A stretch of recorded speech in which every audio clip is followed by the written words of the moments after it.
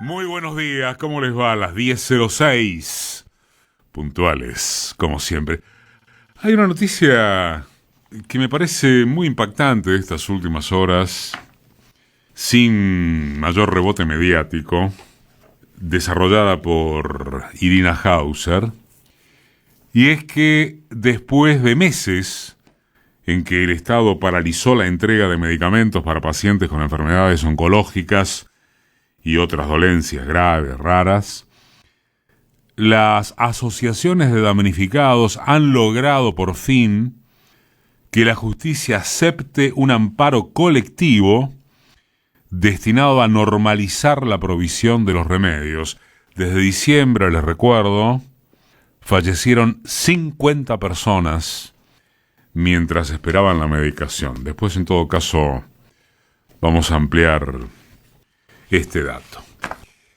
El gobierno, en nuestra opinión, se encamina quizá inexorablemente a un choque de planetas. ¿Entre quiénes? Entre Caputo Toto y Federico Sturzenegger, que no es más que un producto de las indecisiones, finalmente, de un Javier Milei que, según él mismo admitió, les recuerdo, llegó a la presidencia de carambola, sin ninguna preparación para un puesto de esa naturaleza, y en consecuencia, sin el más mínimo equipo capaz de coordinar con eficiencia la destrucción del Estado. Subrayamos con eficiencia porque ya sabemos, hay mucha gente que con toda legitimidad piensa que cuanto se está haciendo estaba ya perfectamente orquestado. Sin embargo, volviendo a la lid entre Caputo y Sturzenegger, ¿es esa la observación central? ¿O lo es en qué podría derivar esa disputa respecto de alguna salida institucional para la crisis que se avecinaría? Les propongo comenzar por dos obviedades a fines de ensayar respuestas posibles o probables. La lucha entre el ministro de Economía y el futuro ministeriable es sobre quién ejecutaría mejor un programa de derechas salvaje, valga la tautología, si se quiere. Y nunca debe perderse de vista, para retomar una concepción clásica, que el Estado puede desaparecer como regulador de los desequilibrios sociales, pero nunca como organizador de los intereses de las clases dominantes. Después, claro, puede organizarlas u organizarlos bien o mal. Fue también el propio Milei quien caracterizó a Caputo en forma pública, también les recuerdo, y acerca de su administración en el macrismo, como un SIC mesadinerista experto en perder reservas. Cierra comillas. Un timbero. Más todavía, Milei lo culpó por permitir la fuga de los dólares que el Fondo Monetario le prestó a Macri. Pero bueno, si es por esa vara, había acusado a la comandante Pato de ser una montonera asesina que puso bombas en jardines de infantes, para no hablar de los kirchocomunistas a quienes endilgó la corrupción de la casta, para después y ahora mismo haber dejado a muchos de ellos en funciones de segundas y terceras líneas, porque de otra manera no tiene gente ni forma para hacer funcionar al Estado que desea destruir. Como nuevamente describió Leandro Renú este viernes en su muy destacado recorrido y actualización de los choques entre el ministro presente y el próximo, Los Caputo Boys respondían durante el macrismo a la línea de Marcos Peña. Esa fue la línea que terminó de intervenirle el Banco Central Sturzenegger. Lo sacaron del gobierno y se inició la caída del PRO. Desde entonces, ambos se repudian. En la lógica del Milei que vive en Narnia, el Caputo timbero le sirve para dibujar los números fantasiosos del equilibrio fiscal, más, nada menos, la baja de la inflación, aunque fuere por obra recesiva espantosa. Después les voy a trasladar algunos datos, por ejemplo, sobre lo que significa para lo que resta del año el virtual cierre de Asindar.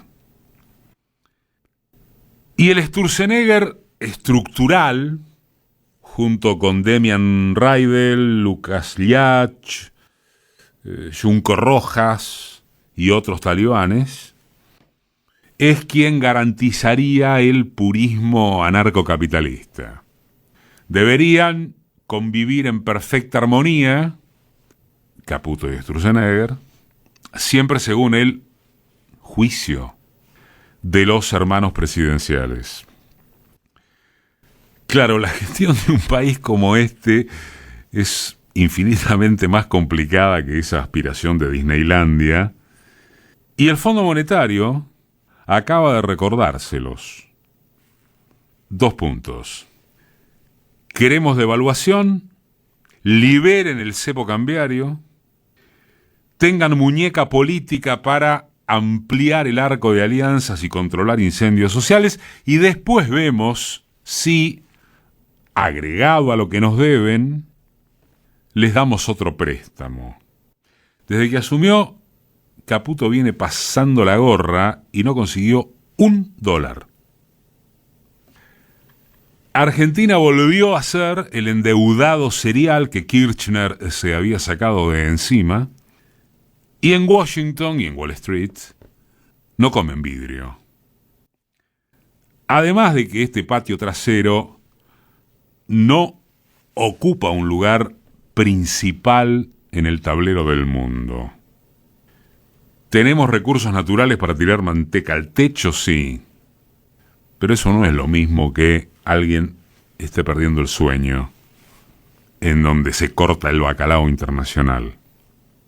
Tienen tan claro que Caputo es un falso alquimista como que Sturzenegger, al decir del mismo Caputo Toto, es un suicida en actitud de no medir consecuencias. Más aún, esta semana, un comunicado inédito del propio Fondo Monetario, con la firma de su número 2, Gita Gopinath, advirtió que los riesgos siguen siendo elevados. Y más todavía, como se ha publicado en estas horas, revelando papeles internos del fondo en medios del establishment. Acusan al Banco Central, el fondo acusa al Banco Central, de acumular deudas por importaciones impagas. Uno de los tantos dibujos de Caputo para inventar solvencia fiscal. Y no es todo, porque aunque parezca mentira, el fondo anunció la eliminación del dólar blend, que es ese por el que puede liquidarse una parte de las divisas en el contado con liqui, no todas al tipo de cambio oficial. Y Caputo debió desmentirlo, al fondo. Mientras tanto, Milei sigue de viaje para recibir premios ignotos, un presidente en la diáspora, al decir del escritor y analista Carlos Caramelo, y buscando la reedición del Pacto de Mayo, que pasaría a julio, o al Día de los Inocentes, no importa. Lo beneficia, en principio, una aprobación de la ley bases que en diputados, todo es en potencial, tendría ya el concurso del traicionómetro peronista para reintroducir ganancias y rebaja de bienes personales. No del resto que pudo sostenerse o eliminarse en el Senado. Es hasta ahí donde da la oposición, por ahora y por fuera de las protestas callejeras. Se verá, porque el escenario opositor es otro aquelarre, donde casi todos desconfían de casi todos, luego de las oportunas deserciones de la votación en el Senado. Empero, remarcamos, allí se sentó una base para que de mínima quede expresada alguna resistencia a la, ahí sí, anárquica marcha gubernamental. A los gobernadores, excepción hecha de Axel Kicillof y Ricardo Quintela, no les interesa absolutamente ningún aspecto que no sean las promesas de inversiones RIGI a largo plazo. La voluntad de diputados y senadores, también con las salvedades que correspondan, es un mercado de tranzas que incluyó canjes por el sacrificio de una embajada en París y representaciones en organismos binacionales, u otros favores que los malpensados no paran de esparcir. En medio de estas encerronas, de estos intríngulis, que abarcan a oficialismo y oposición, la gran o directamente única pregunta continúa siendo: ¿qué escaparate habría si se produce una crisis de gobernabilidad? Y si en el caso del gobierno no hubiera respuestas, tampoco parece haberlas en el de un peronismo sin líder y sin rumbo. Kicillof claramente es la figura solitaria que asoma en el horizonte de esa fuerza, pero con sensatez nadie negaría que Kicillof tiene la obligación de estar colgado del travesaño para defender la provincia de Buenos Aires como el bastión desde el cual proyectarse.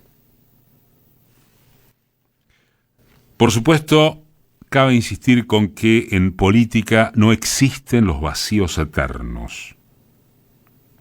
Pero sin perjuicio de eso, la verdad es que Argentina es hoy un desafío político e intelectual enorme, desconocido, acerca de qué podría sucederle. En un artículo conceptualmente impecable, plagado de citas que rescata desde variadas vertientes ideológicas, el colega Hugo Pressman acaba de escribir en La Tecla Ñ sobre, ese es el título, las venganzas del veto Milei. Entre tantas otras vicisitudes, y tras subrayar que el presidente jamás fue reconocido como un referente económico, el colega apoya en esto último al motivo de que sus exposiciones sean citas de autores marginales. Bien dice Pressman, mucho más que intentar la llegada a la escucha, lo que Milei pretende es exhibir un saber presunto y vasto. Pero ese conocimiento se reduce a 4 páginas de Word a doble espacio, con desprecio por la veracidad de los datos y un amor al plagio tan desmesurado como todo lo que caracteriza a Milei, que tiene el tirar cifras sin citar fuentes como otro de sus rasgos distintivos, así como es insuperable su conocimiento del Producto Bruto Interno Mundial. ¿Se acuerdan de esto, no? Desde el nacimiento de Jesús hasta el año 1800. Y Pressman cierra su nota presagiando que este tiempo del desprecio pasará, que los daños sobre Argentina y la inmensa mayoría de su pueblo serán monumentales, y que, cuando llegue la hora de juzgar a los instigadores, ejecutores y cómplices de la hecatombe, de la miseria planificada, de esta época pandémica de la estupidez, y de la banalización de la crueldad, volverá a corporizarse la frase de Juan Gelman: no te olvides de olvidar el olvido.